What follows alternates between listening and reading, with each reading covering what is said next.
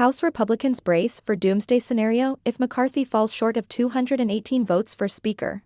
As a right-wing faction threatens to tank his speakership ambitions, House GOP leader Kevin McCarthy delivered a promise: "I'll never leave," making clear he has no plans to drop out of the race even if the fight goes to many ballots on the floor.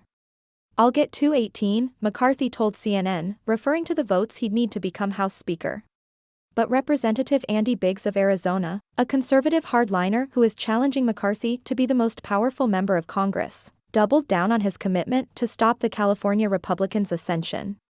"I'm not bluffing," Biggs told CNN on Thursday when asked if he would drop out.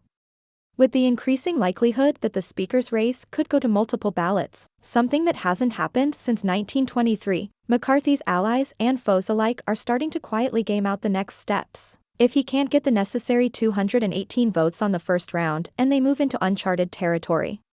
McCarthy's supporters are vowing to keep voting for him on multiple ballots, and GOP sources said there are early discussions about a floor strategy for that potential scenario, including whether to recess the House or let the votes keep rolling, no matter how long it takes.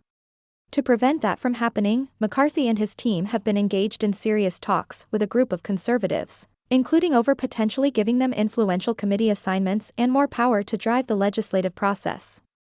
GOP sources said those negotiations are still early in the process, and could ultimately end up giving the group some aspect of what the hardliners desperately want: additional power to seek a sitting speaker's ouster with a vote on the floor. Asked if he would drop out of the race if he doesn't get 218 votes on the first ballot, Biggs refused to say. "I'm not going to talk about hypotheticals," said Biggs, who lost his conference's nomination to become Speaker last month after securing 31 votes. But in the case of a doomsday scenario, where neither McCarthy nor Biggs can get 218 votes on January 3rd and neither drops out, some pro-McCarthy Republicans are signaling support for a different approach. Some said they would be willing to work with Democrats to find a moderate Republican who can get the 218 votes to clinch the gavel, a long-shot idea that underscores the uncertainty looming over the Speaker's race. "Our initial plan is vote for Kevin and let him fight this out repeatedly. But if they think they're going to use this to infinity to drive him out, well, we're not going to bend to their will," said Representative Don Bacon, a Nebraska Republican.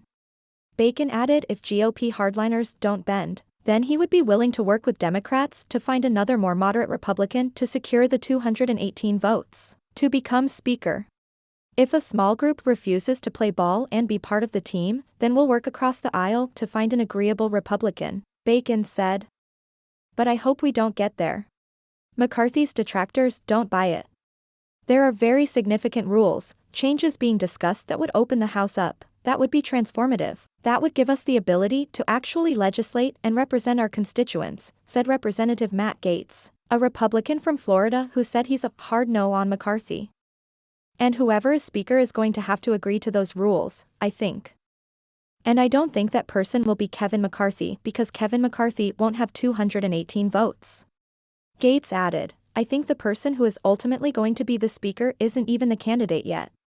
Indeed, the small group of Republicans known as the Never Kevin movement, confident that Biggs could not win a majority of the House, has been trying to recruit a viable alternative, and claims several Republicans have privately told them they would be interested in running if McCarthy drops out. Their goal with voting for Biggs is to show that McCarthy is weak on the first ballot, which they hope would inspire other candidates to jump in. How many members vote for someone else will show the strength of the anti-McCarthy group, Representative Bob Good, a Virginia Republican who is a hard no on McCarthy, told CNN. "I think the second ballot is going to have more candidates. There are already Republicans letting us know they'd like to be considered." Even House Republicans who are supporting McCarthy predicted that a number of lawmakers would run if McCarthy withdrew his name, with some saying that House Minority Whip Steve Scalise, McCarthy's top deputy, would emerge as the frontrunner in that case. If at some point, if Kevin did take his name out, then you would have good people running. Scalise would probably be the guy, one GOP lawmaker said. Scalise has repeatedly vowed to support McCarthy and refused to speculate on whether he would jump into the race if the GOP leader can't get the votes. "No, I'm not going to get into speculation," Scalise told CNN. "Obviously, our focus is on getting it resolved by January 3rd. And there's a lot of conversations that everybody has been having, Kevin, Shirley, with the members who have expressed concerns. Representative Jim Jordan, the conservative set to become the chair of the House Judiciary Committee, went even further, ruling out jumping into the race even though Gaetz and other hardliners have urged him to seek the speakership. No, Jordan said when asked if he'd run if McCarthy couldn't get the votes. I want to chair the Judiciary Committee.